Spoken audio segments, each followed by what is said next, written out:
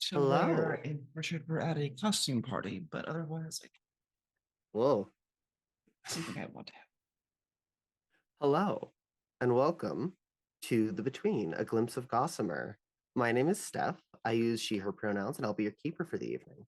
Very quickly, I'd like to give thanks to Stolen Fires for hosting the stream and to the players who'll be joining us tonight for their time.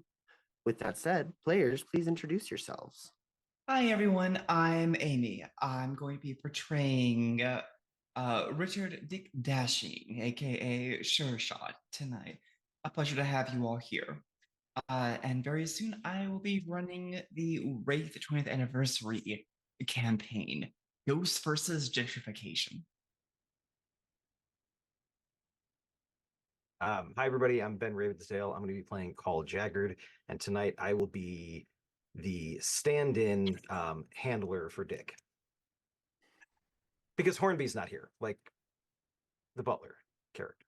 Yeah, Damn it. You were starting waiting early, for starting that. strong. It's gonna be one of those sessions. And even without Aaron.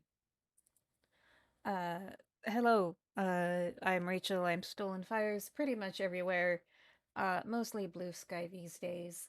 And I will be playing the Selkie Neve. Excellent. So, as Ben said, we're down Aaron today, so no Hornby, but that's all right. We will just simply keep going. Our hearts will be sad about it, but that's okay. Before we get started, some content warnings for this stream will include murder, body horror, dark sexual themes, erotic sensuality, foul language, blasphemy, witchcraft, defiling graves and corpses. In addition to those, our currently active and upcoming threats introduce spiders, obsession with physical appearances, manipulation, gore, drug use or abuse, and child labor. Now, let's have a recap of our last session, pretty please. Happily, the hunters decide that it's time. They realize that the ghost haunting the attic was someone important to Harold Beale, someone who died in a fire. His constant offerings have kept the ghost tied to this place, and it's been growing angrier and more impatient to move on. It's up to the hunters to enact a ritual to sever the ghost's final ties, and for Neve to salvage some of the ritual implements afterward to try and repair her damaged Selkie pelt. Meanwhile, the sudden death of one Sir Richard Harlow, an ally of Hargrave House, has shocked everyone. He ran the Blue Feather Society, a fancy salon known to discuss the esoteric, and where Sir Richard promoted his suspicion that the Fae have infiltrated London. Ironically, Neve pegged Sir Richard's betrothed, Miss Hazel Beaumont, as Fae herself. Call brings Dick to the salon, with Neve and Hornby tagging along. A place full of trophies and books. Dick immediately commands attention, telling dashing stories of his adventures in the war. He then pivots to introducing himself to Abigail Walker. While this is going on, Neve tries to get Dick's attention, and then calls. Unsuccessful at either, she goes in search of Hornby. Hornby has been searching for the loneliest woman here, one with a wedding band on. She finds a rather upper crust woman and is mid-seduction when Neve crashes in. She clearly has no idea what's going on and tells Hornby what she learned about Miss Beaumont. Somehow this segues into revealing her past to Hornby, her nature as a sealkin shapeshifter, and her damaged pelt. Hornby reveals her own past in Ireland and a pod that she misses but stays away to keep them safe. Back to Sure Shot. He encounters a woman in a riotously colored dress, perhaps even disturbingly so. The neon greens and pinks give an impression as well of something reaching out from the dress, and Miss Walker's strange, almost inhumanly shaped torso. She's intrigued by Dick's tales and invites him to somewhere more private. That's when Call steps in and completely murders the mood. But Abigail isn't done with Dick. Not yet. For now, though, it's Call's turn with Dick. They find another private room, and Call offers a massage. Sure Shot seems awkward about the idea, saying he was not himself the previous night. Or perhaps he was more of himself than he usually allows himself to be. When Richard sits down, Call also sits. Dick reveals more of himself, how he has to always be performing. Well, Call says he certainly doesn't want to make things hard for Dick. The conversation turns rather more intimate as each one discusses their personal issues around identity and the secrets they carry. It ends with a promise of future beauty, and Dick speaking about his problems that arose in childhood, perhaps with his father's awareness. It's euphoric and liberating in its way. They relax into each other. As this happens, Neve begins prowling the salon for signs of any other fae.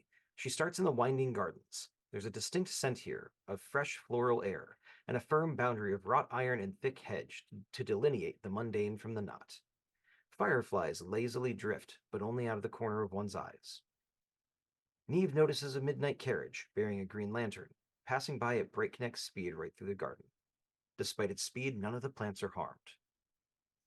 While Neve does this, Hornby goes in search of the boss of her old gang, Diamond Annie. Hornby remembers where the old hideout is, and Annie seems oddly surprised but happy to see Hornby again. Or is it Maeve? Either way, Hornby/Maeve asks if Annie knows anything about Hazel Beaumont. Indications of dream voyagery around here. This isn't just a mundane hangout. Abound here, excuse me. Let me try that again. Indications of dream voyagery abound here. This isn't just a mundane hideout. Annie preens a bit and says she is indeed some sort of attendant to Beaumont and shows Hornby a bouquet of fresh roses wrapped in a fine silk scarf. As they investigate, night begins to fall. This is a problem, as Dick has lost track of time. He's not in a safe place. With halting words, he describes his problem in vague terms. He doesn't have enough time to get back to Hargrave House. Well, Call has Dick well in hand for the night. At the end of it all, Call hands Sure Shot a token, one given him by a previous lover. It's a promise of safety, and Call thinks the American can use it better than he can. Richard seems touched by the gift, but as he handles the necklace, Call feels some scratch on his soft palate. But Dick remains the most beautiful thing Call's seen tonight. Slowly they undress each other. Sure Shot clearly struggles against the violence in his nature. As the sun sets, Neve goes for a swim. She seeks out a podmate, someone who can help fix her coat. An older, matronly seal approaches, and Neve asks for help. She ignored all the warnings given to a sealkin and fell for a charismatic fisherman who brought her to ruin. Fortunately, she has some stolen spider silk thread and promises to bring her auntie to the place where she took it from, once she knows it's safe. Together, they manage to undo some of the damage done to her coat. As they work, Auntie brings up a strange thing she saw, a sealed jar full of spider husks, dried herbs, and human skin. Neve finishes her evening by swimming with her cousins, Pebbles, Kiva, Aurora, and Sorsha. Kiva is friendly and inquisitive, while Sorsha is standoffish and pretentious. The whole experience reminds Neve how much she misses the sea. Back at the house, Hornby must confront the ghost alone. The house on St. James Street, to be specific, since there are several houses. It promises to soothe Hornby's aching brain in her quest for understanding. The ghost speaks of meeting a queen in a meadow a very long time ago, or perhaps a princess named Elizabeth. Hornby angrily confronts the ghost, calling it worthy only of filth. Hornby sets fire to the letters and sees a vision of a face expressing both pain and pleasure. The spirit is grateful. Elsewhere, Call is encouraging Dick to show his true form. It's clear they're about to make love. And that's when Hornby crashes in, flinging aside the chair Call put in place for privacy. She has a vial of morphine in her hand and prepares to inject Sure Shot, but Call reaches out to stop her. He again has things well in hand. Dick suggests leaving, perhaps to a place called Arcadia. The door's open now, and he clearly wants to go. Call takes a moment to close that door and replaces the chair. There at St. James House grows still. A woman dances with a donkey, then stops and asks forgiveness. She speaks of chains and spider silk and sunbeams.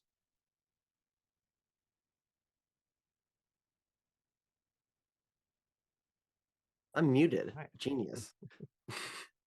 Thank you very much. You're Now, welcome. let's check in on our hunters and threats really quickly. So, our American Sure Shot has two conditions. We have Thoughts of Pig Gifts and Marked by Abigail Walker. God. Hornby is not here, but has no conditions, which is good for them. Call currently has, well, probably not anymore, actually. I think you can clear Entangled with St. James Street Ghost, given that it's not on this plane anymore. Yeah, because someone decided to get rid of my soon-to-be love interest. Thanks, Hornby. And Neve has Marked by Constance Head and Sea Longing. So, as far as our threats go, the St. James's Street Ghost has been resolved We still have the spider silk seamstress, and we have 5 clues for that one. It's looking like that might be able to get a question answered at some point this session, perhaps. Or maybe not. Who knows? Anyhow, Rachel, I think we're going to need to have a vulnerability scene. Okay. So let's get back to Hargrave House. We left right before the dawn phase. In the future, I'm probably gonna ask if we can just push through dawn whenever it's coming up, just so that then we can get it all done in the moment. But for now, we have dawn stuff to do. First up, we collect rewards if a threat was resolved, which it indeed was. If you go on to the threats tab and scroll all the way down, you'll see the rewards for the St. James Street Ghost. We have a jar of ectoplasm. You can add it to your personal quarters. A mirror that always shows a reflection of the St. James's Street Ghost. You can add that to your personal quarters. You can unmark the cosmic passage if it's marked and reverse any effects of it being marked. Explain why performing the quieting ritual is making you less attuned to the supernatural world.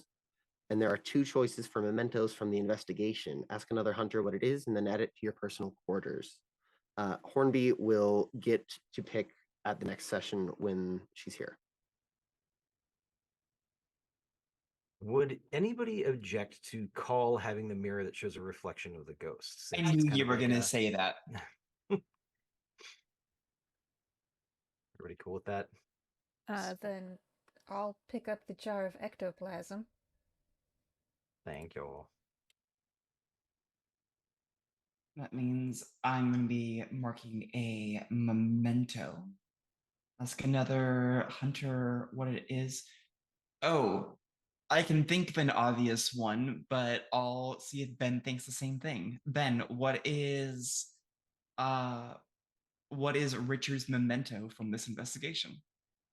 Well, I think the obvious one would be the necklace that Call gave to Richard. That's exactly what I was thinking. All right. That has been resolved. Excellent. $10 to drink the jar of ectoplasm? $10 is $10.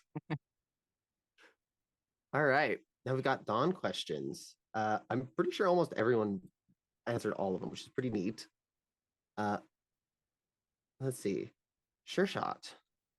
The hunters did answer a question and resolve a threat, so everyone's going to get those first 2 pieces of experience. Did you experience an echo in the night? I don't expect us to remember a week back, so you have it marked. I'm going to assume that you did. As well, yes. Forget what it was. I'm taking off the hat. It's annoying me. And I'm putting my headphones back on. Anyways. Yes. Here we go. Did you have a raw, passionate sexual encounter during which your feral nature manifested? Oh, yeah, God. you did. That was the whole session. It really kind of was. I love it. Did you stick out in London society for all the wrong reasons? Very. My ridiculous stories and also the awkwardness with Abigail. Oh boy. All right. All right. So that is 5 experience for you. You get an advancement. Let us know what that is once you take that. I'm going to just leave Hornby's alone and do that in the next session once we get to that. Call. We answered a question and resolved the threats. You get those 2. You experienced an echo in the night. Did you have a face-to-face encounter with a dark entity? You did. And you performed a ritual. I did. You get all 5 as well. I do. And Neve. Did the hunters answer a question and resolve a threat? You get those 2. Did you experience an echo in the night? I don't see it marked, but I think you were just busy taking notes. I'm inclined to just give everyone the full experience for that session since it's my bad for not just having us do the thing. I'll take it. Good. So everyone gets a level up. Yippee. I think I know what I want.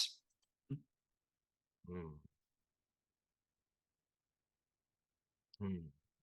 I think it would be interesting for Richard to take a disguise kit representing the different ways that he presents himself. Ooh, neat. So the disguise kit move says you have a trunk full of costumes, wigs, makeup, props, and other supplies to help you look like someone you are not. When you rifle through the trunk, add a costume to your personal quarters. You can do this up to 5 times.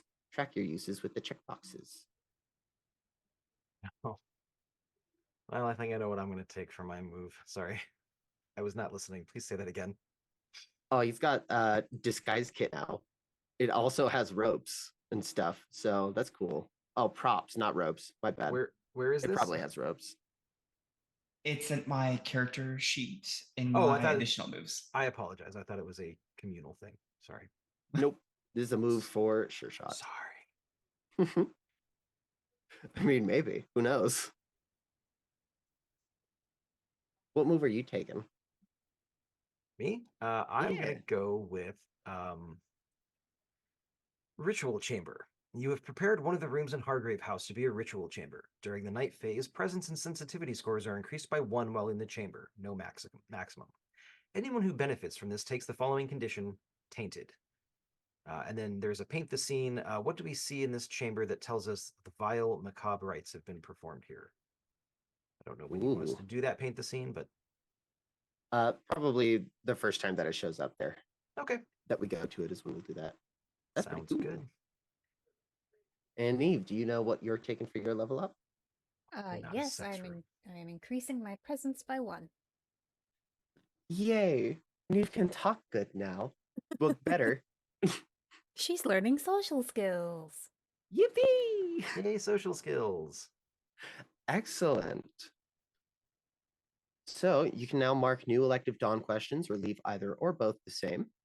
And I believe we have just the quickening that happens, which just is effectively you stop being the big beastie. So that's good. Now, I mean, is it? Not everybody thinks it's good. I'm just putting it out there. It's all right, at least. There's a certain level of puritanical judgment in there by you saying it's good. You don't speak for everyone. Sorry, I'm done. All right, moving on to the day phase. I present a new threat. If there are less than 3 active threats, which there are, our next threat is the Limehouse Lurker. Jenny Johnston, the proprietor of an opium den in Limehouse, tells you a story that has not yet reached Scotland Yard or the papers. 3 people have been found dead in recent days, the bodies completely exsanguinated. The first was a prostitute called Soft Jimmy, found in a dark corner of the opium den. The second, a young mother, Charla Bell, found in an alleyway behind the Limehouse School. And the third was a Chinese sailor, Zhao Donghai, found outside a pub near the Regent's Canal dock, the Dog and Whistle. Jenny, an informal community leader in Limehouse, has been keeping the bodies in her basement. She's hesitant to go to the authorities because she fears it will cause trouble for the small but thriving Chinese immigrant community in the district. She's heard that Hargrave House has experience with matters such as this and has asked for your help. Dick, Hargrave House knows about creatures that drink the blood of their victims. They're called vampires. A detail in Jenny's story convinces you this particular vampire has the body of a small child. What is it? Let me reread it and see if something clicks.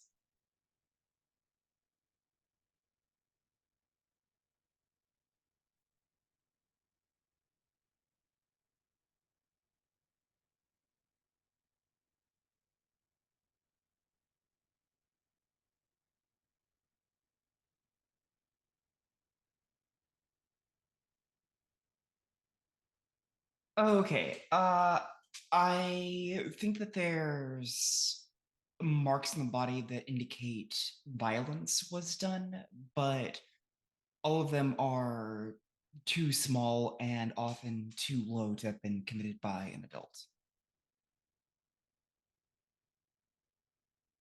The vampire is physically a child. That doesn't mean it's young. Vampires never physically age beyond how old they were when they returned, and an old vampire has to be handled in a very different way from a young one. The first question that we have available to answer and to investigate it is the vampire young or old? It unlocks the next appropriate question, which we'll go over once they are relevant. This threat also has an aspect of the Janus mask available to it called the Mask of the Sun. More on that once it comes up. Anyhow, what would you all like to get done? In our speaking order, just go tell us what you want to get done during the day phase, and then at the end of that, we'll go back and you can all have one revision if you'd like, and then we'll just go from there.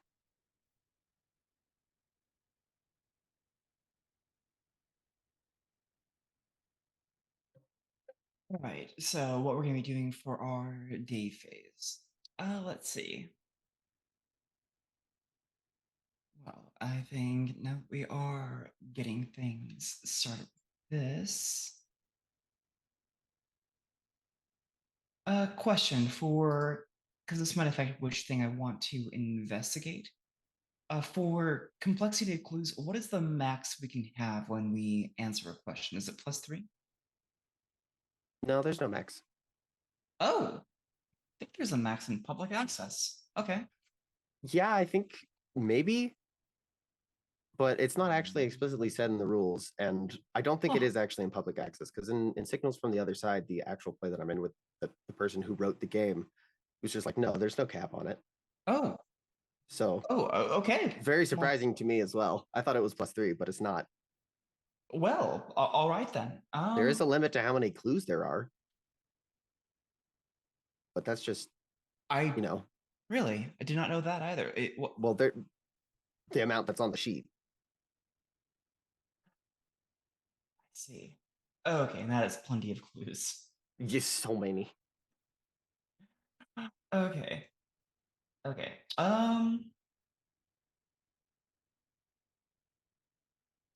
You know, I think I would love to go see the bodies that that Jenny has been keeping in her basement. Since I'm already curious about the vampire, I'd like to get to better understand it.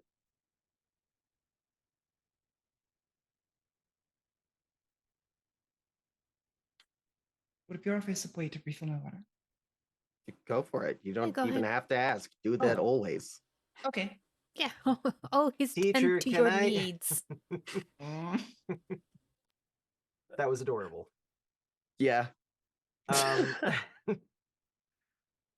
I think that Call wants to go and find this Hazel Beaumont, who is apparently been very popular lately. He, could always use a nice new shirt. So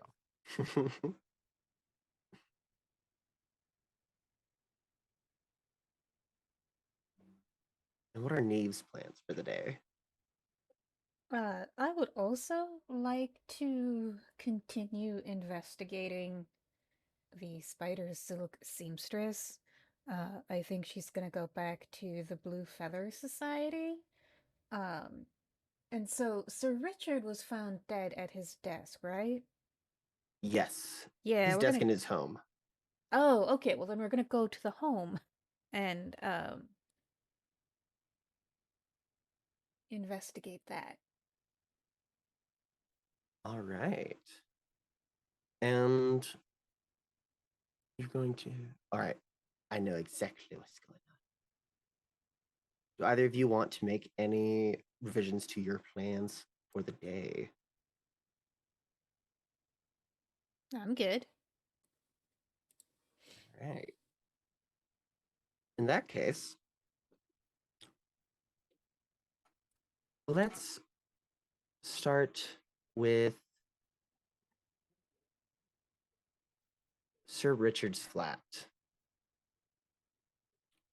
There are books and papers stacked from floor to ceiling, a nest surrounding a mahogany writing desk.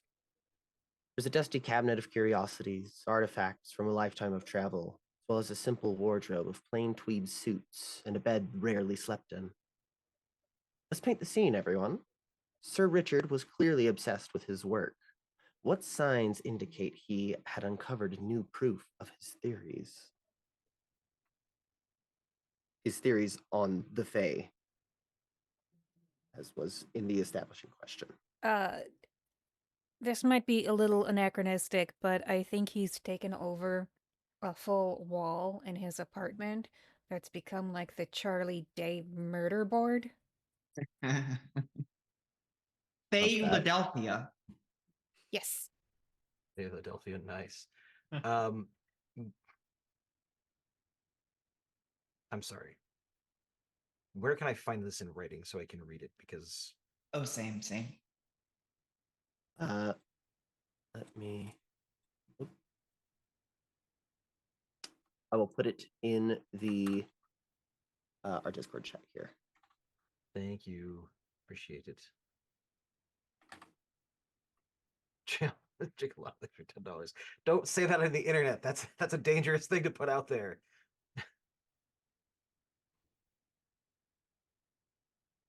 Okay, he has got a number of prints lying on a work table.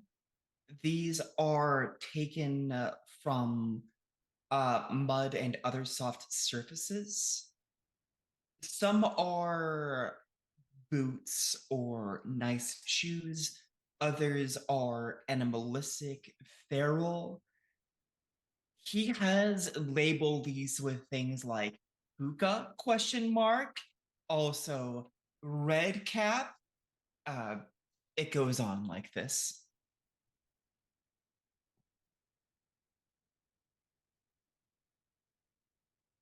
And what was Rachel? What was your response to it? Sorry. The Charlie Day murder board. Oh, gotcha.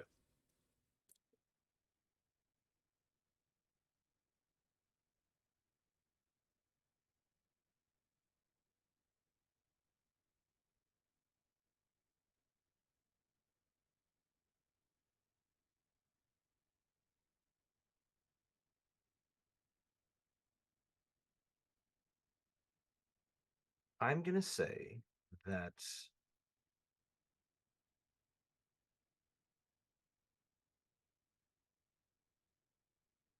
the room is very like comprehensively sort of warded against Fae, according to what casual investigation or research might uncover.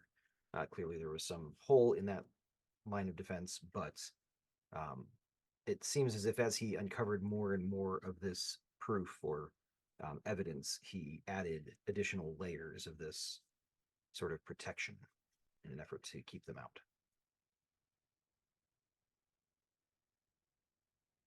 Excellent. That is what you see as you enter his flat. The body isn't there anymore. But what do you do?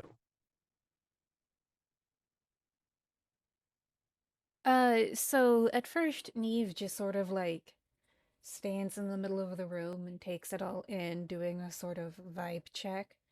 Um, but then she will start investigating the desk where he was found dead, and she is looking for two specific things. So he was found wrapped in like a weird thread thing, right? Yep. Yeah, she's gonna try and see if she can get a sample of that. And then also examine his notes to try and figure out what he was working on. All right. Let's have the information move with reason, please. Okay. How's my reason? Oh, my reason is 1. That would be a 6. Lovely. I don't think I made it.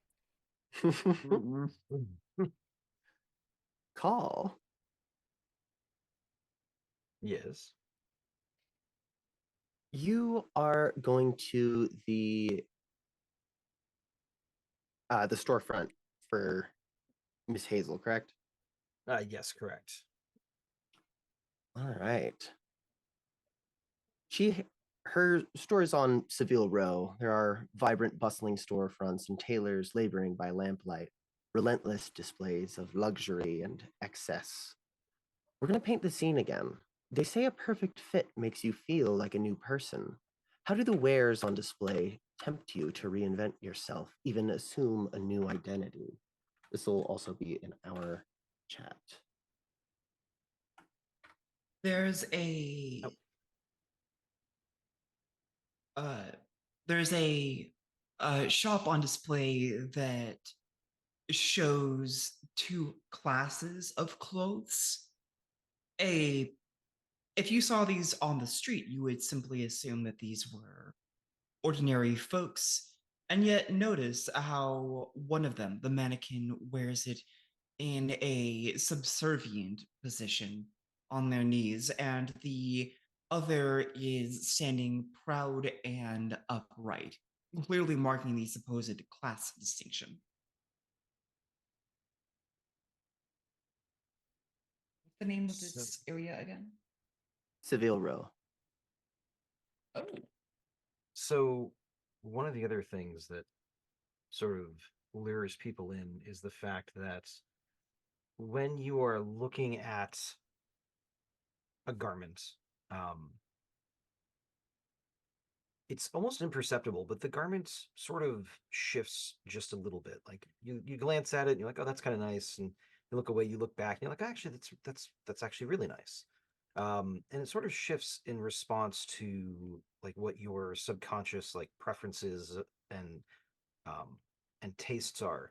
But it also seems to almost adjust itself so that it will, if you were to try it on, it would fit almost perfectly. Not perfectly enough that you're not going to pay for it to get, tailored in, explicitly, but it fits well enough that you feel just you feel like $100 or $1 million, whatever the term is. Um, just putting it on in the shop. Those are effectively the same if you can for inflation. Exactly. Yeah, I guess depending on the time frame.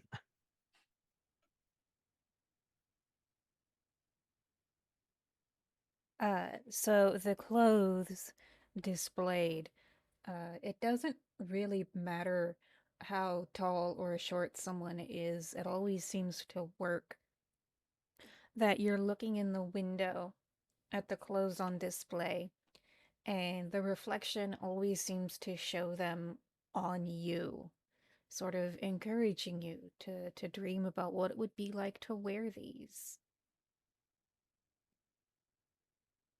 Excellent.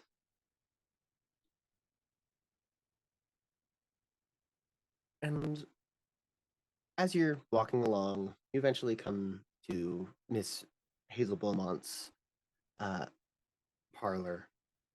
And it is open, but there are only two people inside. And as you enter, let me pull them up really quickly.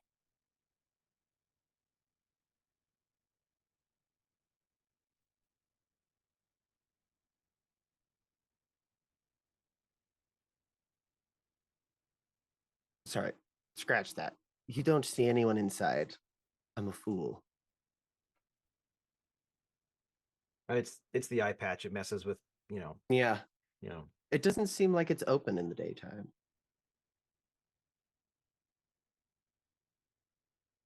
Okay. Um,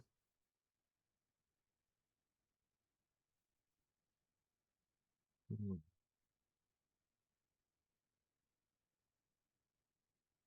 I assume if I try the door, it's locked. Yes. That's not to say that you can't get in otherwise. I'll try giving it a little a rap on one of the panes of glass with my cane. Nothing, not to like break it open, just to kind of see if there's any response. And if not, then I will start looking to see if there's a way around the building, or if there's like a set of stairs leading up the side of it, or anything like that. All right. Let's have the day move with, I think, this definitely strikes me more as composure than reason, just so that then you're not being seen rather than trying to find it quickly. Does that sound correct? No, Call kind of wants to be seen. He's not trying to sneak in necessarily. Oh, okay. So then reason. okay. Um, that is an 8 total. Excellent.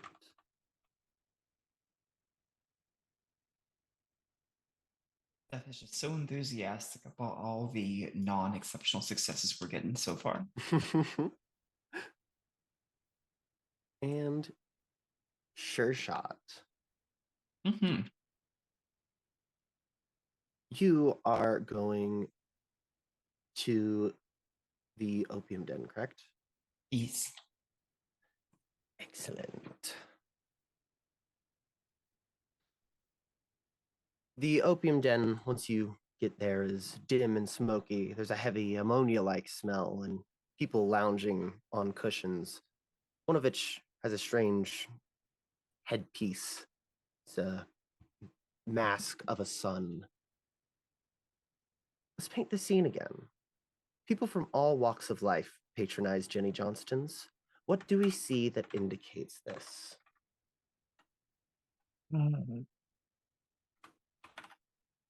There's a disheveled man wearing a kimono. It looks like it was once something of great finery, but it has been reduced.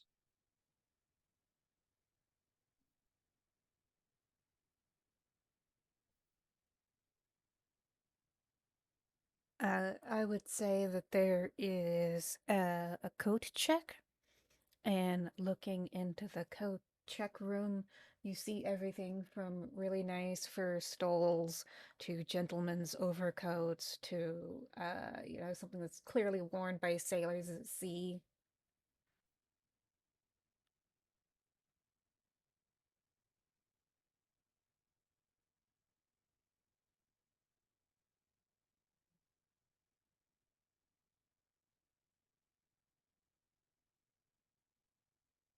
I would say that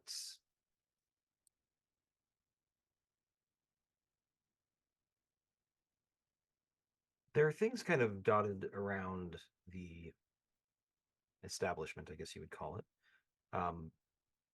that very clearly were like personal mementos, things like that were hawked for, you know, another fix, another visit. Um, they don't really fit the decor. They're sort of mishmashed. They don't match. There's no cohesive theme behind it, but things that are ostensibly valuable, but probably more valuable to the people that owned them originally. Excellent. And as you enter, you are approached by the woman herself. She has a soothing disposition. She's pretty, but it's a faded sort of beauty.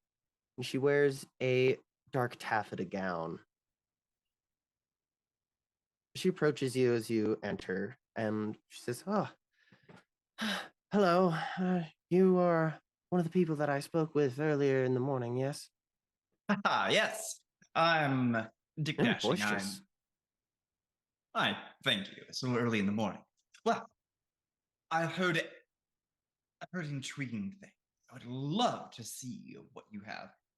Richard is, despite his boisterous attitude, in a disheveled state. His silk ribbon is poorly tied. His belt buckle is askew. Uh, Hornby was not there to dress him today. I love that. I'm giving that a star right now in the middle because that's so silly. Yes. Jenny says, "Oh, well, yes, come with me and I'll show you to the basement and you can take a look at the bodies. She does show you to the place, and you can see that the individual in the sun mask has been trailing your movements since you walked in. But you get to the basement. You see the three corpses. They're all just lined up with a bed sheet over them. And she will slowly pull them back, and you'll see those wounds smaller than an adult could make and lower than on the body than you might expect. See. She says, well, here they are. Really hoping that you can all get them out of here and figure out what's going on sooner rather than later. Yes, well. Might need a physician to look at some of these and figure out more. But perhaps, do you mind, Jenny? Would you stick around for a moment? I clasp her hands. Allow me to ask you some questions. Yes, by all means. You So don't kind. have to hold my hands. Richard removes them. I do appreciate it. Well, But did you have questions or? yes, of course, many, many. So, to begin with, the bodies, the people, the deaths, any pattern to it, how often they're dying, how often you're finding them, for example. Let's have the information move with presence, please. Okay. Richard is going to, and if I succeed on this one, I get a clue, right? That's correct. Ooh, a malevolence. Since I'm rolling with a presence, I'm going to invoke the custom cufflinks that are revolver bullets for this one. I like to think she noticed that when I held her hand.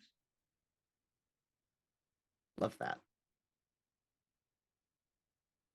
Thank God I did that. So that is not going to be a total failure then. That is a 9. Excellent. Cthulhu into chat. Hello, Cthulhu. Cthulhu. Richard can't dress himself. It's true, Cthulhu. That's Richard is okay. out of sorts. Call will undress Dick and then get him dressed again afterwards. It'll be fine. Don't worry about it, Hornby. Call's got you. Love that.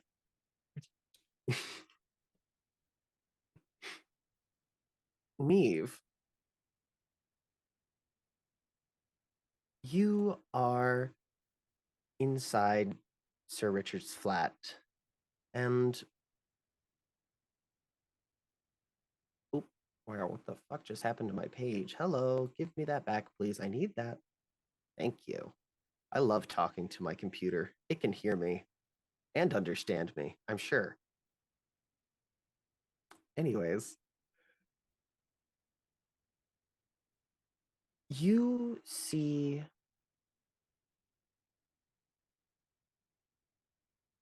a shadow encroach. And turning around, you notice a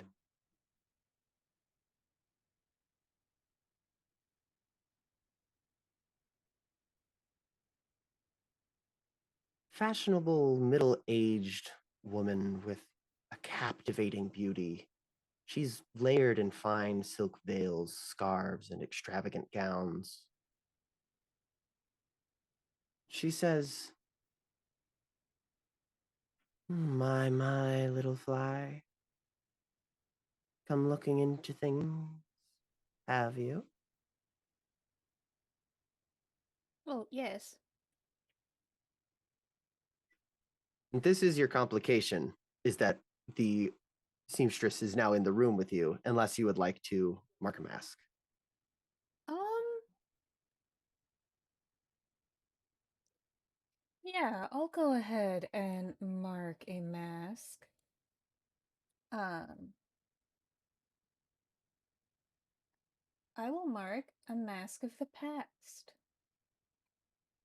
So, what happens is Neve is going through all the papers, and there's like drawings and sketches, and some of the sketches are of the shoreline. And there's probably also a few nautical artifacts like seashells or abalone shells, um, fish scales that might or might not have come from a mermaid. And as Neve comes across these things, she just sort of disassociates and zones out and remembers like looking at a sketch of a pod of seals on the beach. She flashes back to when she was much, much younger and far more innocent and was playing in the waves with what did we name them? Kiva, Kiva Sorsha. Oh, hold and on. Pebbles. Pebbles. I think there was a fourth one. Yeah. And Aurora. Thank you. That was it. Yes, how could I forget Aurora? um and it's probably only like the chiming of a clock or like the ringing of church bells to mark the time that finally snaps her out of it. Excellent. Instead, what you see as you look around the flat is a little bit of something strange. There are these curious silver spider webs draped across. Oh, something just fell. Draped across the bed as if they were sheets. That is your clue. Right. I will carefully like find a handkerchief or something to wrap them up in. Excellent. Want to hear the clue again, please? It is silver cobwebs lining Sir Richard's bed as if they were sheets.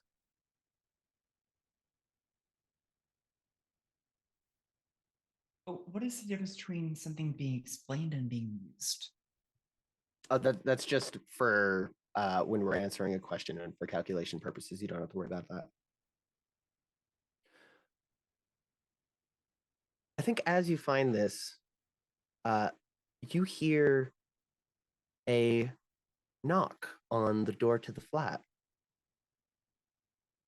All right. Well, Neve knows that she's not supposed to be in here. So when she hears the knocking, she will peek outside to see who's here. You see a girl with wild and curly locks, a simple dress with some pockets, and a haunted expression on her face. Her eyes do not look as if they're focusing on the door, but her head is tilted as if she's listening intently. Okay. Uh,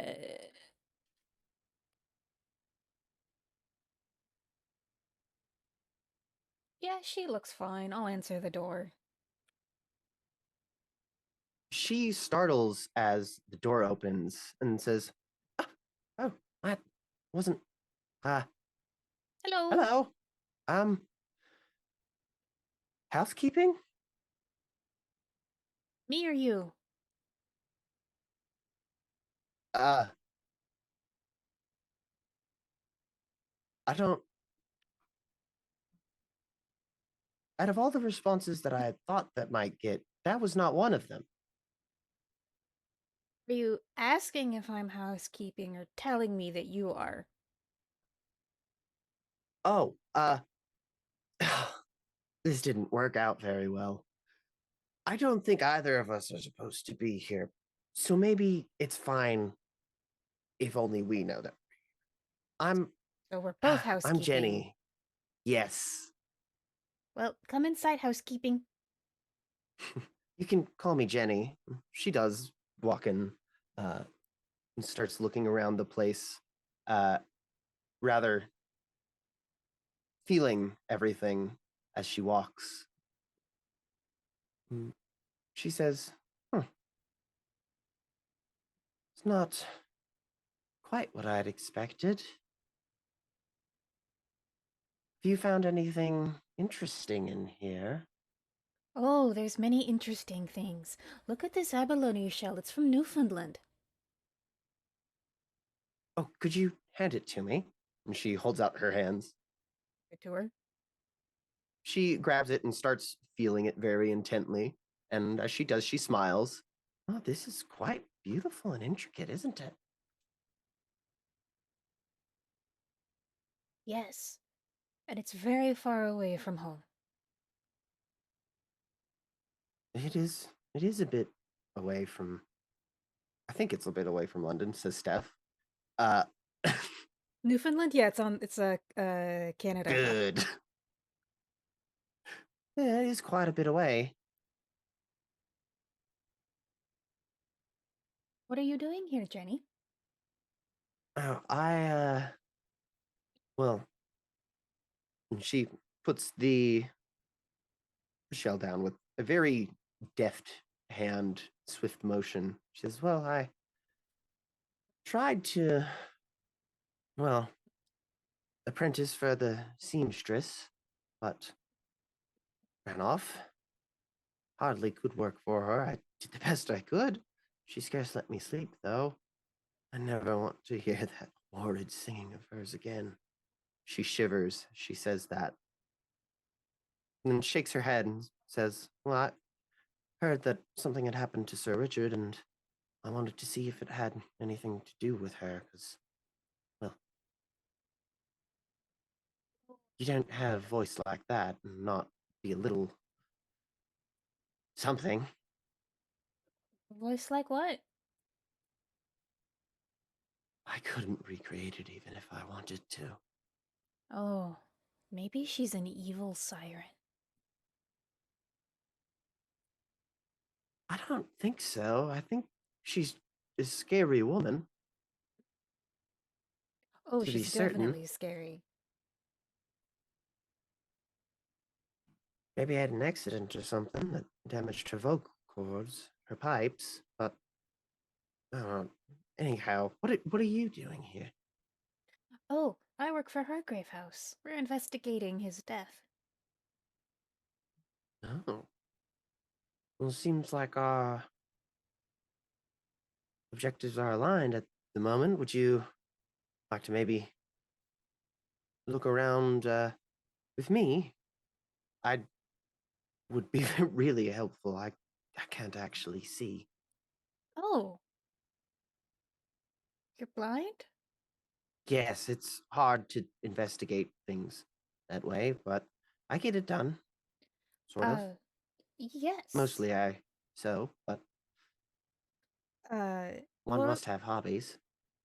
let me guide you upstairs and tell you what's there. So I'll like take her by the arm and bring her to the office and tell her what's there. Let's have the information move with, I think, presence. Spot that up today. 7. Excellent.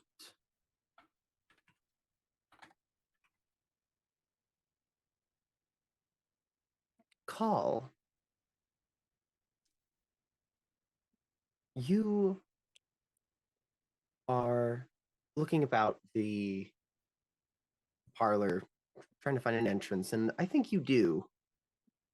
Ooh, more malevolence. Love this. That was purchased by Cthulhu, though. I don't think that Oh, should be yeah? allowed because it's the same game that she plays in this game.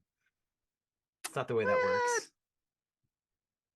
That's the sir. That is the channel I policy. mean, You cannot it buy benevolence or it is that. benevolence That is for your own true. game.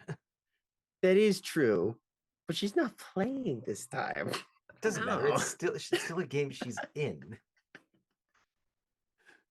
I'm All watching right, you. all right. Oh, I guess technically it would be. Cthulhu's just gonna redeem it when I have my quickening check.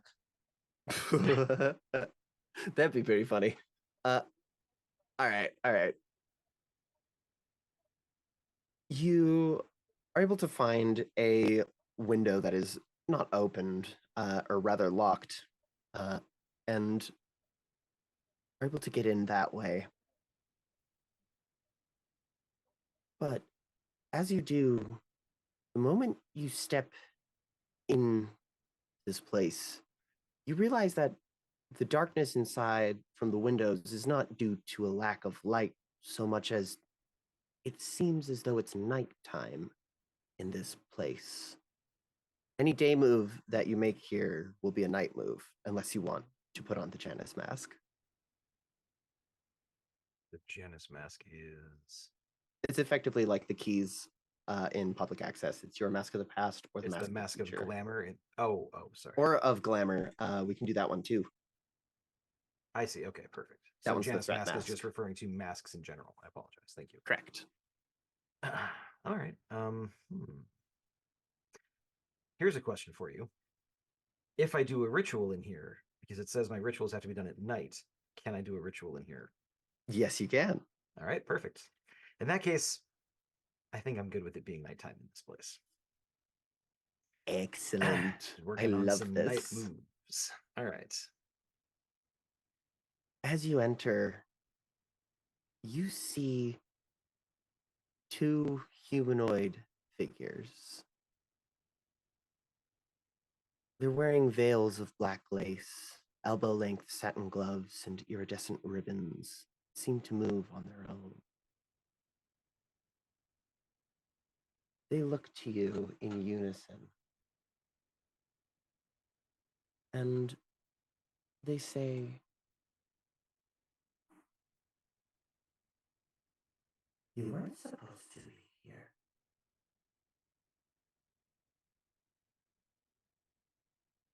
How interesting. What do you do? I find that there are many who are told they're not supposed to be someplace, and yet they find themselves there nonetheless. Rather than focusing on what is supposed to be, why do we not focus on what is? I want the night move with presence. What are you afraid will happen if you fail? That one of them will walk out of here wearing Call's skin. Ugh. Yeah, that's pretty bad. But it is unfortunately worse than that. Because you will be used to tailor a fine suit made of you, not just a suit of your skin, but like it looked like a 3-piece and everything, shoes included. I mean, not the worst way that the call could end up, because it is at least fashionable, but still not the desired outcome. So let's see if we can avoid that, shall we? Where is it? There it is. Is anything?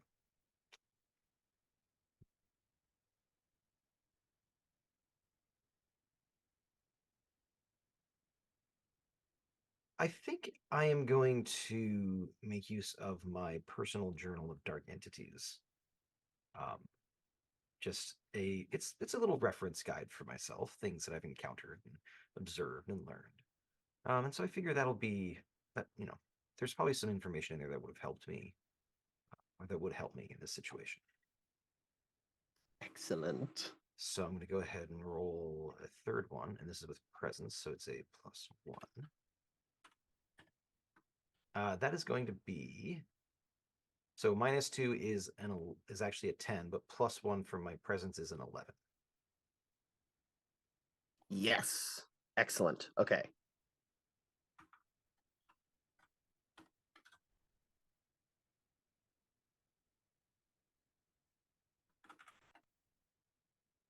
All right. Dick. It's so fun to say. Jenny looks you over and says, well, as far as things that I've noticed about in regards to all of this dreadful business, I've been finding dried blood stains in the strangest of places recently, namely the rafters of the opium den. I'm not quite sure how they'd get there or even what they'd be from. That is your clue. Dried blood stains in the rafters of the opium den. I didn't know that. And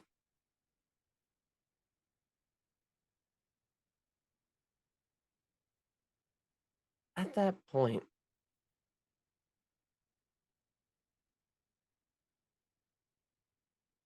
you feel something come over your mind. I do believe that uh, hallucinations of making drowning happen is probably something that's on our ask first. So, are we cool with that? Hallucinations of someone drowning someone else? No, just of you drowning. I think that would Okay. count as either psychological or physical torture, Okay. or Go. both. Okay. Go for it. As she says this, you feel like you're being drowned in a fathomless ocean of blood. I'm going to give you the condition bloody lungs.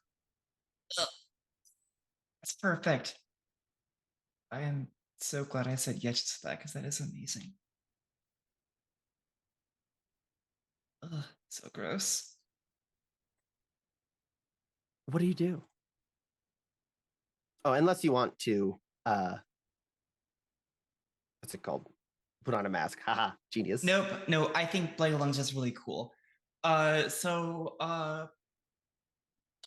coughs up blood into his hand. Oh.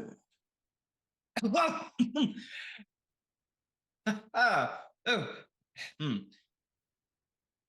Got into a fight last night. Terrible, absolutely vicious one. It was cutting and rending into. Well, he pulls out a handkerchief on the ground and begins wiping his hands.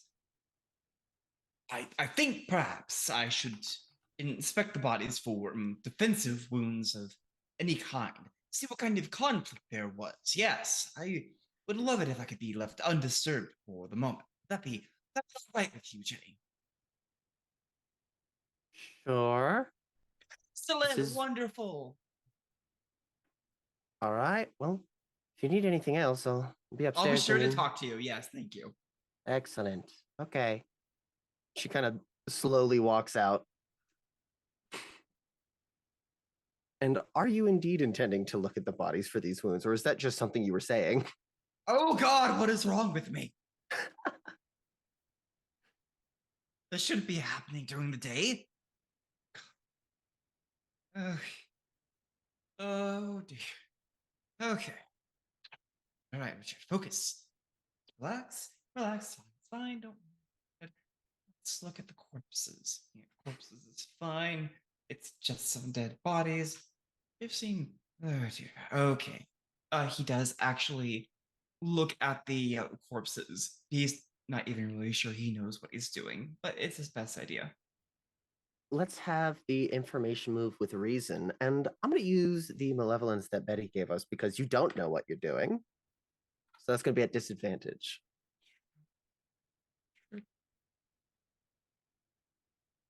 Okay. All right.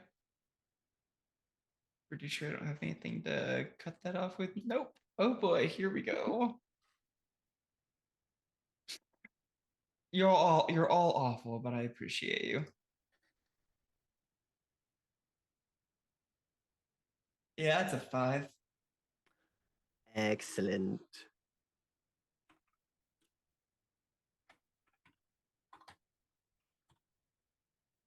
And with that, let's go ahead and cut to our first break.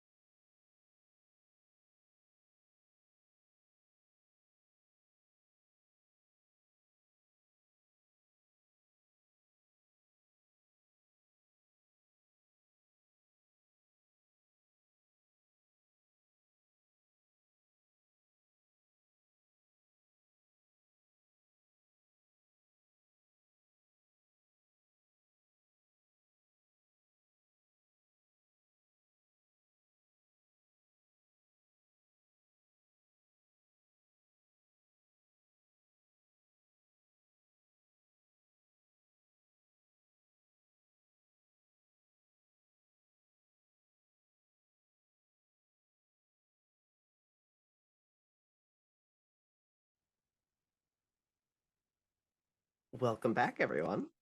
Hello, welcome back. Excuse me. So, getting right back into it. Neve, you got a 7 on your information move with Jenny, the other one. Yes. All right. Oh, my dog's yelling. And so then other people are yelling at my dog.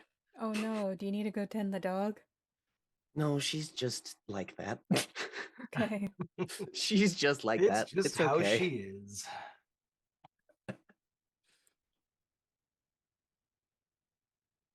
As you're describing this room to her, something catches her attention. You describe a jacket that's sat on one of the coat racks, and it seems to pique her interest. She asks you to hand it to her, and after a few moments of her fiddling with it, she shows you a uh, strange pattern stitched on the inside of the jacket. That is your clue. A what on the inside of a jacket? A strange pattern stitched on the inside of the jacket in silver thread. And she says, I thought it might be this. One of the few things I actually did was, well, I tailored this jacket for Sir Richard, and, well, I don't remember this pattern being in it when I made it. What sort of pattern is it? I'm unsure. And this is uh, context that you guys can establish when answering the question later on. Do you mind if I take it back to Hargrave House? Please do. And I think I'm going to give you the condition marked by Jenny with an IE instead of a Y, because that's the Y is Jenny Johnston. As she seems to have taken a liking to you. I mean, I like her too just fine. She seems nice. Let's be friends.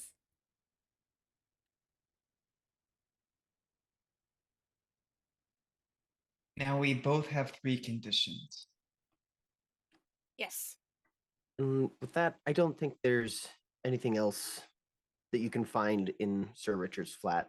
Uh, I found some weird spider webs. I found a cool jacket, and I made a new friend. So I'm heading back to Hargrave House.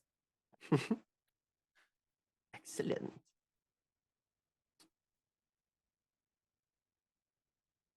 Call. Yes. On a 10 plus for the night move, you get to describe what the outcome looks like. You said it was 2 humanoid figures. Did I get an actual description of them? Yeah, they are dressed in, let me pull it back up. They're wearing veils of black lace with elbow length satin gloves and iridescent ribbons that seem to move on their own. Okay.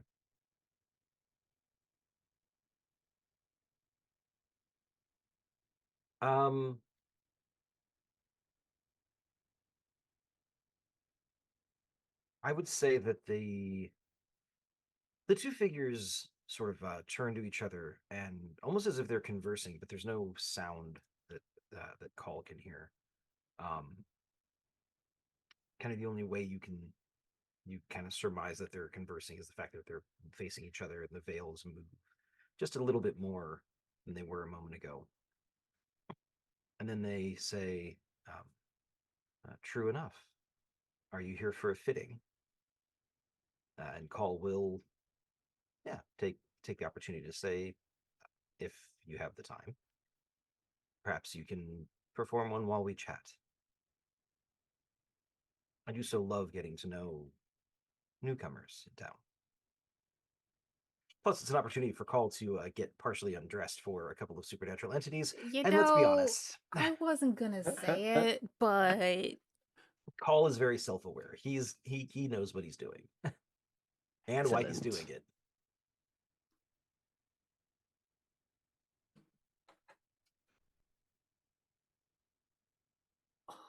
That's good.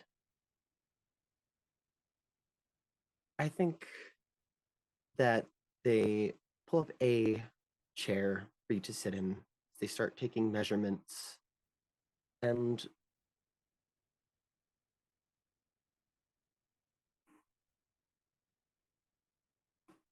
I think that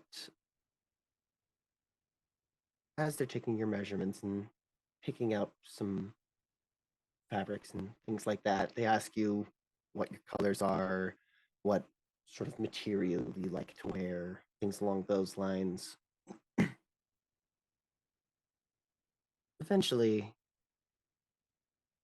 they start getting to work, and you see the two of them are moving incredibly quick, the ferocious speed. And before you can even really think about it, they seem to have already finished a sleeve. Then they stop and they turn back to you.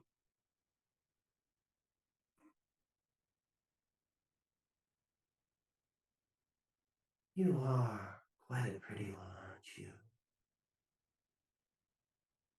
It's a pity about the clothes you choose to wear. It's a good thing you came to us. You should meet our mistress. What a vision you'd be once she's worked her magic on you. Oh, I would be honored by any introductions you might make. Perhaps I can return the favor with a bit of magic of my own. That would be most interesting. Hmm. Perhaps you should return when the night falls around the rest of London. Your suit will be ready then. She will be waiting. I will see you there. Excellent. If you please, we much prefer to work in silence. Okay. I have a question real quick for you. Yes.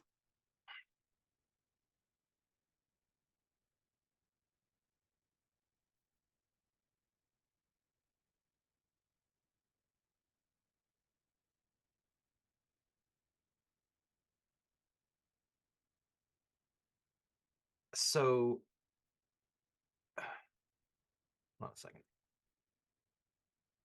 Oh wait, I don't think my rituals thing has to be used at night. It just says when you give offerings to the dark entities. No, it's your other move that is only at Yeah, night, I it's believe. the beacon in the dark. That's the one that's only in the dark. Yeah. Early in the night. I got those confused.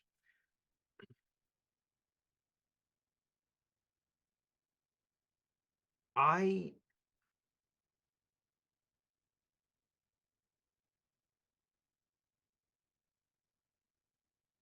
no, never mind. I'm not going to try that. All right, I will. I will say my thank yous. I will get dressed and I will depart. As you go to leave, you get to just in front of the door, and suddenly one of these two people are directly in front of you.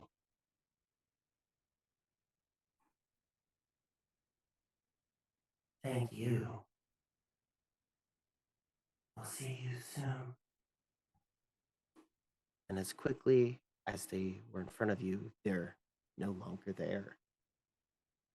But it didn't feel as if they appeared there. You could feel the wind rushing past you as they moved.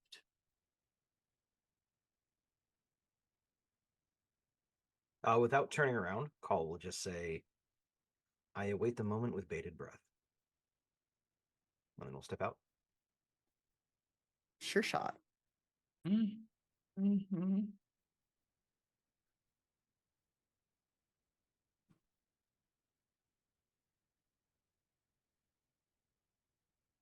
I think as you pull back the sheets to the bodies to inspect them,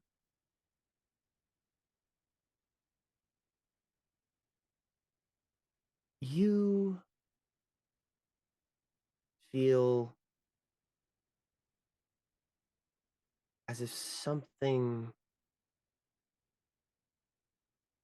is watching you.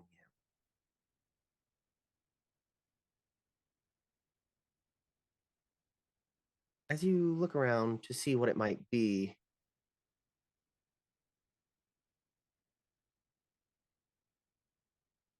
you see a, or rather, feel. Another one of our lines and veils is gore and blood in general. Okay. Are we good if I get a little bloody with it? With what I see behind me or the description of the corpses? With stuff that's about to happen as a result of your miss. Can you hint about what it's going to be focused on? Is it the corpses or is it something else? You. Me. Yes. Okay, proceed. Well, and also a side character that you haven't met. Okay, proceed. I'll let you know if it gets uncomfortable. Seems Okay. interesting.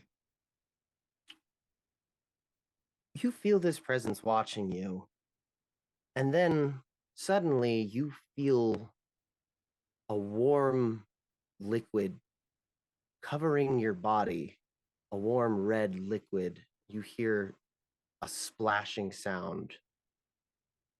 Then, from seemingly nowhere above you,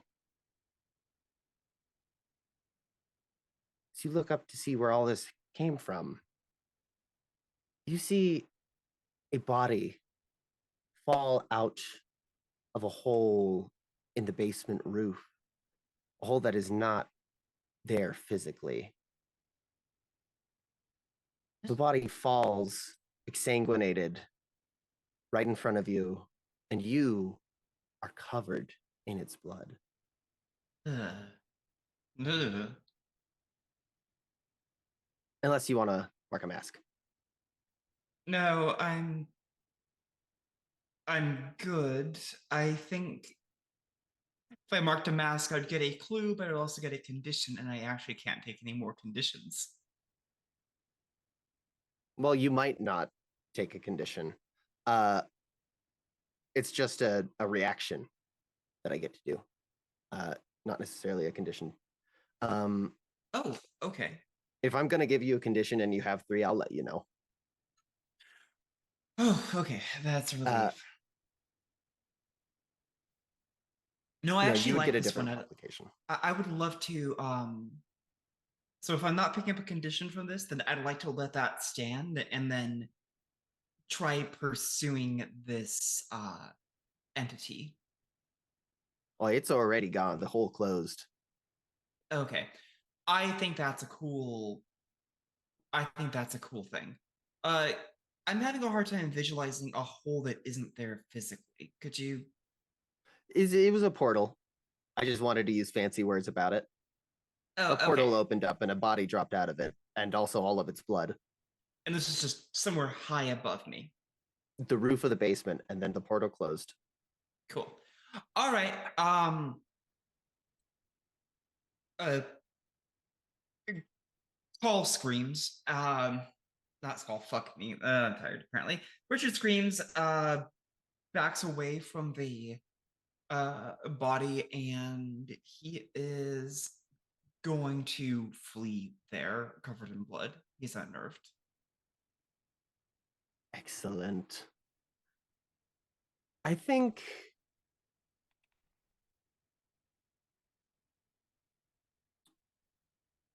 I th- hmm. I think we can leave that there actually. And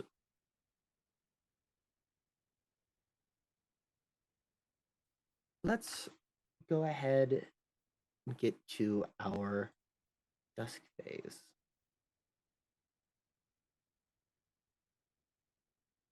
We could do some more day phase, but I feel like this feels like a pretty natural spot to go into the night.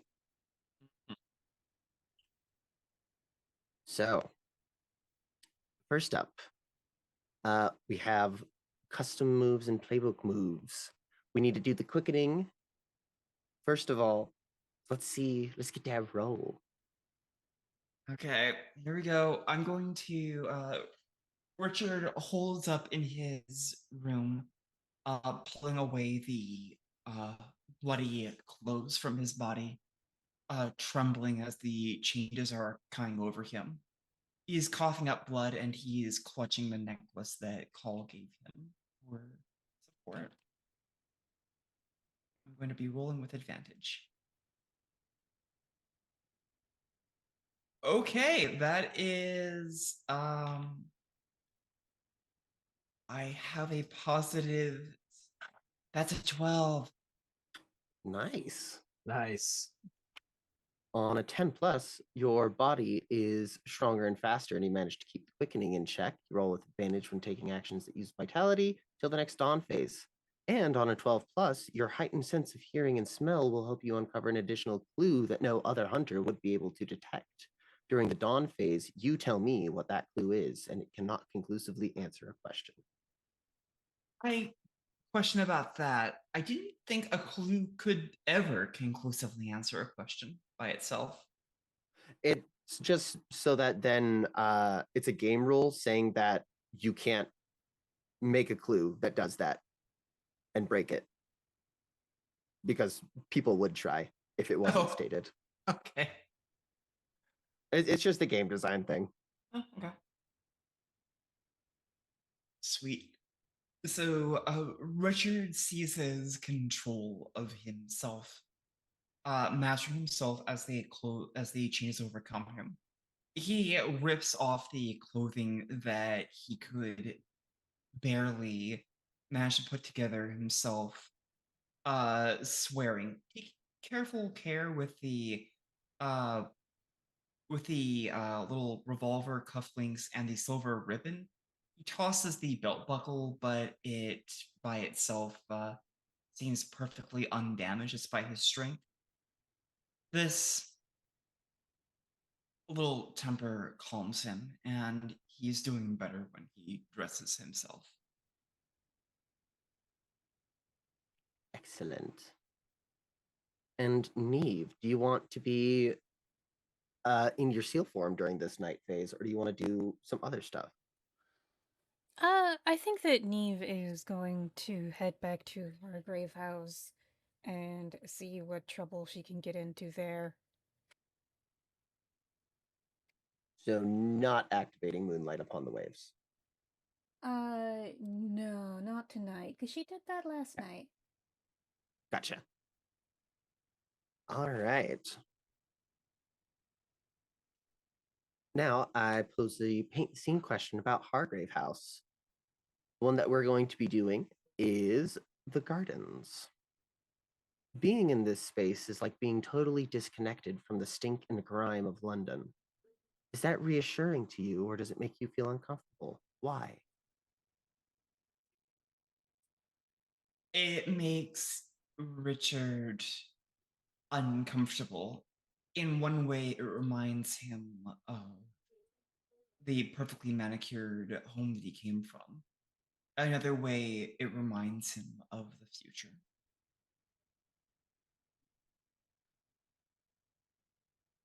And for Neve, I think it's a little bit of both. She likes having the break from the noise and the crowds and the grime, but it still reminds her how cut off she is from the ocean, especially when there's like, like the high garden walls or the hedgerows. To create that feeling of being cut off also creates the feeling of being contained. So she finds it beautiful, but like a prison. Yeah, gilded birdcage like that.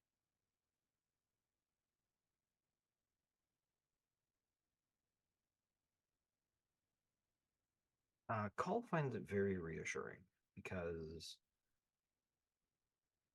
Call is all about different sort of how do I put this? Like different experiences, different textures, different sensations, and everything like that. And so the gardens gives a bit of a reprieve from London as a whole. It's a little bit different from Hargrave House. It's a little bit different from London. It's a little bit different from, everything. So it kind of gives him that variety that he needs.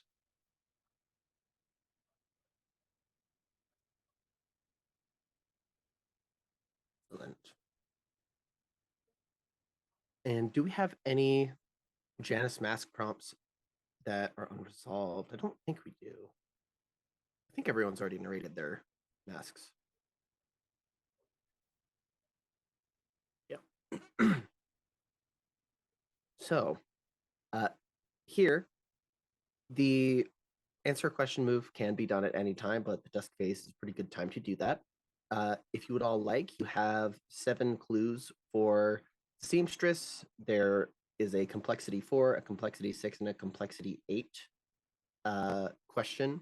If you want, we can start doing a theorize. Otherwise, we'll just move on.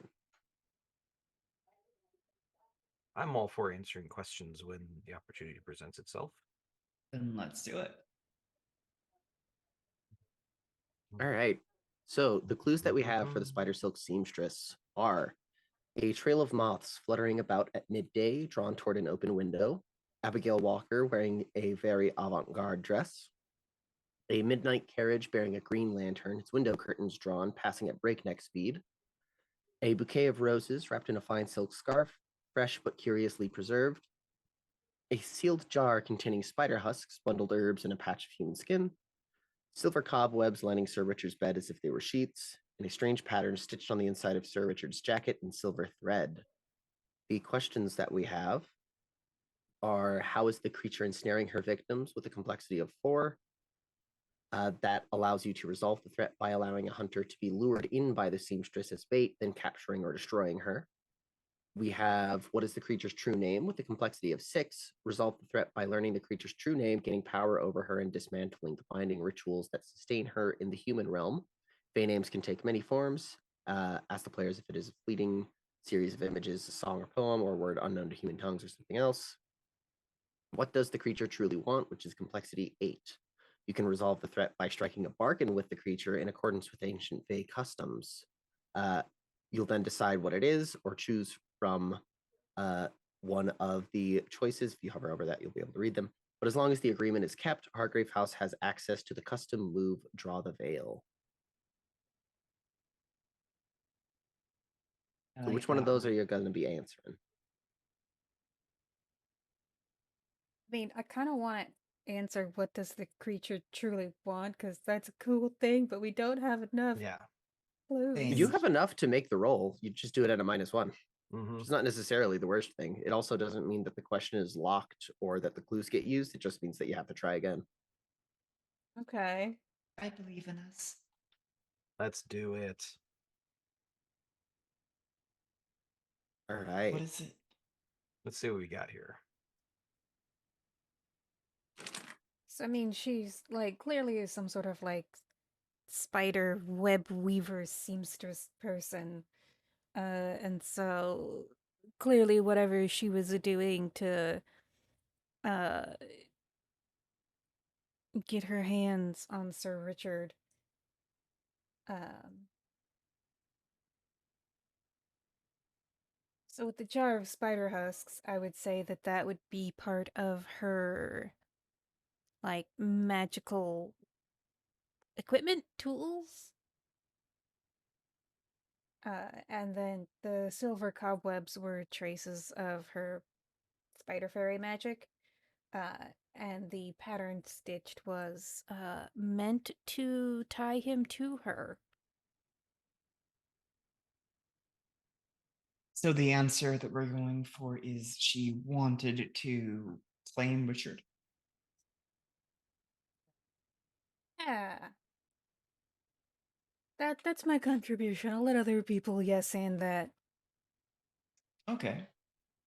Well, Maybe she was working him into some new design of hers.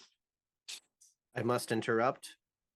We have been forced to take a drink Oh, of our water. Drink your water. water. Got a point redemption to drink water. Or whatever it is that you have on hand. Drink your Call- drink. Call is always thirsty, so he's more than happy to take a drink. You and me both, brother. And now is he thirsty or thirst inducing? Porque no los dos. Both. Fair. It can be both. Well, so I do have Richard one was trying suggestion. to prove the Fae, and one of the options is to help Abigail,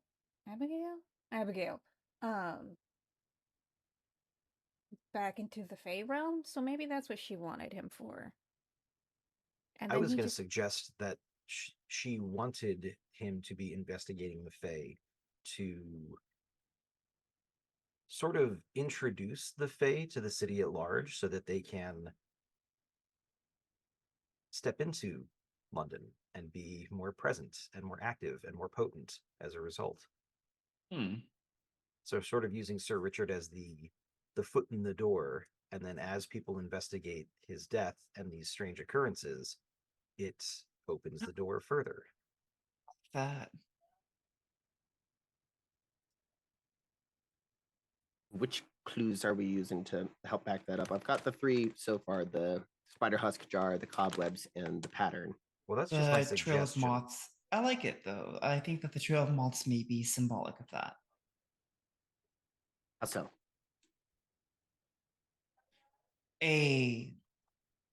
Moths are associated with nymphs, which in turn are a kind of fae, and an open window is indicative of a passage. And the midnight carriage, I think, is sort of proof or manifestation of the Fey realm having a bit more substance, a bit more coherence. Because as I recall, that particular carriage was actually going through the garden outside Sir Richard's house. So it would make sense to me that any like things in proximity to Sir Richard are more like Fey things are more vivid. They're more easily seen by non-Fey, etc. Makes sense. I think Abigail Walker's very avant-garde dress then may be inspired by the death as things become, as rumors of the Fae grow wilder, people take an interest in the eccentric.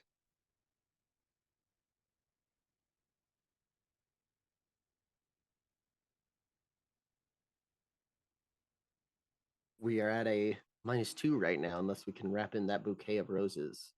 Where did we find it? I think the bouquet of roses came from Sir Richard's garden, because wasn't he That was the he's garden been was courting I think at the Hazel Leaf Feathers he's been Center, yeah. courting Hazel Beaumont. So maybe the bouquet of roses was from Sir Richard's garden and was supposed to be a gift to Miss Beaumont as part of this courtship. That sounds good. Just further drawing connections between the two. Mm-hmm. That makes sense to me. That puts us at a -1. Who would like to roll it? Now, Rachel, what do you think about this suggestion? Because I don't think you got the chance to weigh in after I made it. No, I like it.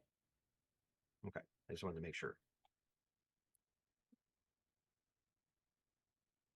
I think since Oh, I was the one who suggested it, I'm the one who rolls. I think that's our standard way of doing things. Works for me. don't fuck it up, Ben. Or do.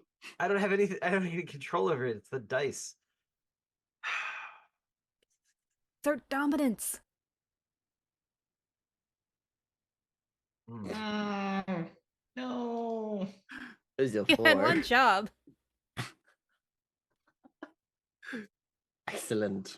So I think that's the first like really truly awful roll I've had this game. I think all my other rolls have been actually pretty decent. on a miss, the answer is incorrect, and I make a reaction. However, if you want, you can all mark a Janus mask and bump the answer up to a mixed. And I will remind you all that the mask for the Spider Silk Seamstress is still available as well. I gotta look at that one. I'd like to take a look at that too. That's It's the Mask of Glamour. Each hunter Yeah. narrates a flashback to a time they peered through the veil and glimpsed another world beyond this one. Oh God, I'm that's so totally easy. I'm totally cool with that. Yeah. All right, who is marking that one? Oh, we can only one of us mark it? Only one of us Yep. could mark it to get any benefit. Oh, okay. I mean, I would love Would- to. Same here. Well, Same you as- all narrate it, but only one of you, the other two of you, have to mark your personal masks. Yeah, exactly. Oh, okay, I Okay. see. That's true. That's true. So I guess it doesn't really matter who does that. I'm fine with marking one of my personal masks. That's okay.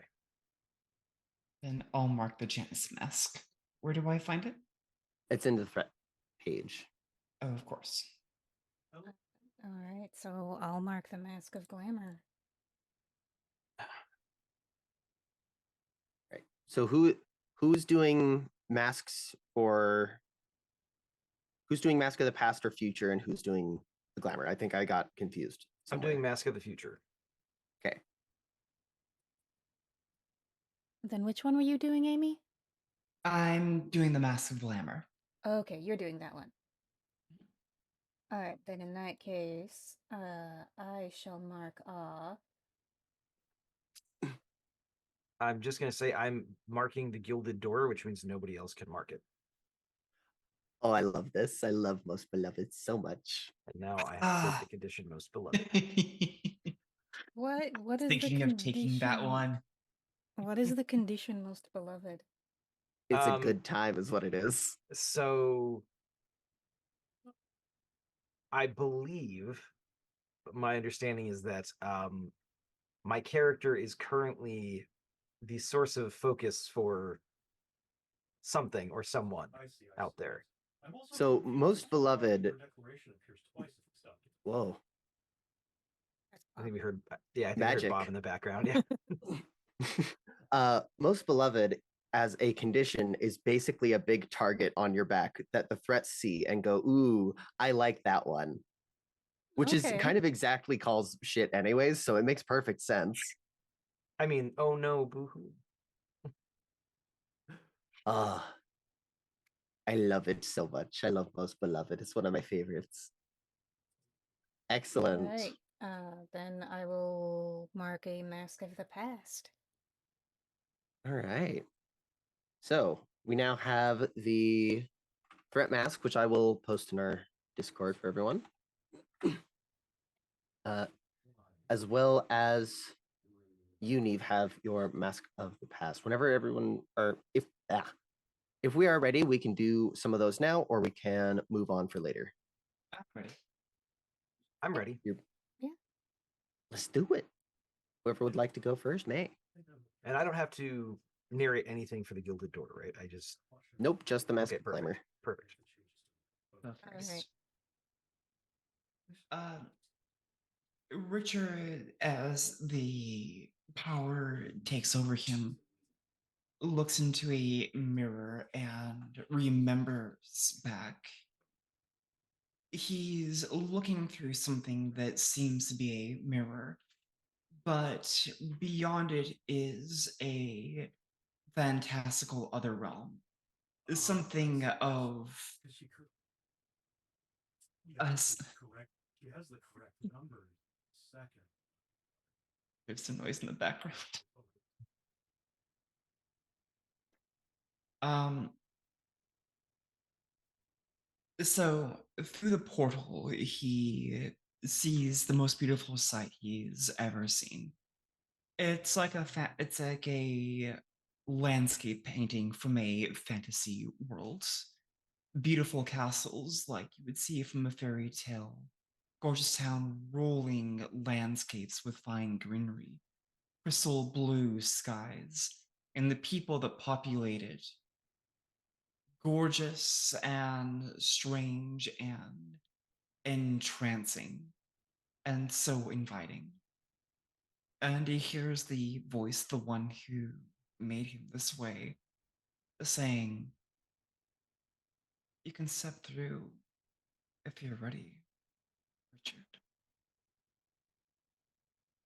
We're all waiting for you." Richard throws a object at the mirror and it shatters. He comes back to himself to see that he's done the same in the present day.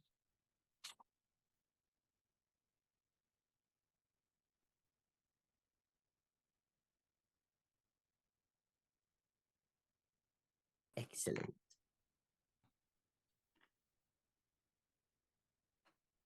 Uh, so for Neve, uh, Selkies I've always thought of as very liminal, and that it's easy for them to swim to other realms. But they're still seals, and they still have to hold their breath. And so she can hold her breath for about 20 to 30 minutes. And that's enough time to swim just deep enough where there's flashes of humanoid figures with kelp green hair and clamshell bras and uh, scaly fish parts. And she can sometimes hear them singing, but she's never really been able to hold her breath long enough to get closer to see anything more than flashes of light and shadow.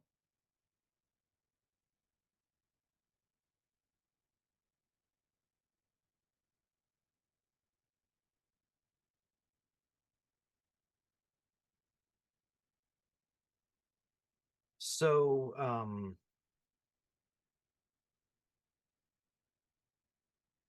when Call was growing up, he was a member of a